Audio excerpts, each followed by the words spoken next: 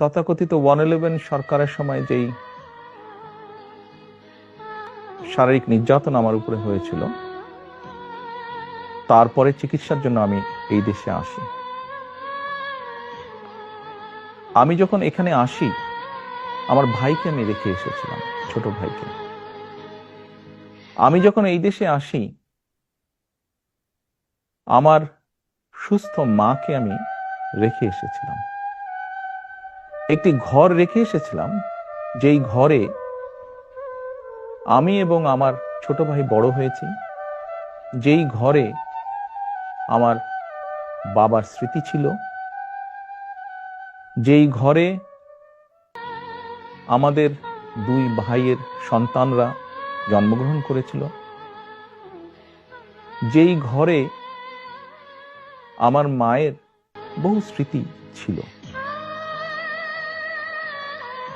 সেই স্মৃতিগুলোকে ভেঙে চুরে ধুলায় মিশিয়ে দেওয়া হয়েছে। যে ভাইকে আমি রেখে এসেছিলাম, সেই ভাই এখন আর নেই।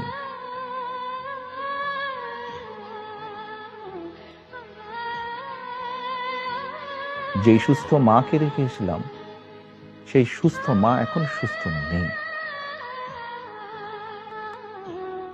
শুধু অসুস্থই নন, ওনার উপরে মানসিক এবং শারীরিক নির্যাতনও করা হয়েছে।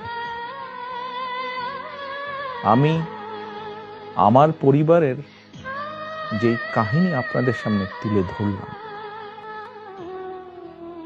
এটিকে আপনারা কাহিনী বলুন বা সংগ্রাম বলুন, যেটাই বলুন না কেন, এটি শুধু আমার কাহিনী না, আমার পরিবারের কাহিনী না। এরকম কাহিনী বাংলাদেশের শত না, হাজার হাজার পরিবারের, বা যেই পরিবারের বাবা, যেই পরিবারের ভাই, যে পরিবারের স্বামী, তার ঘর বাড়ি ধ্বংস করে দেওয়া হয়েছে, হ্যান্ডকাফ পরা অবস্থায় হাসপাতালের বারান্দায় মারা গিয়েছে, তা না হলে হ্যান্ডকাফ পরা অবস্থায় জেলের ভিতরে মারা গিয়েছে,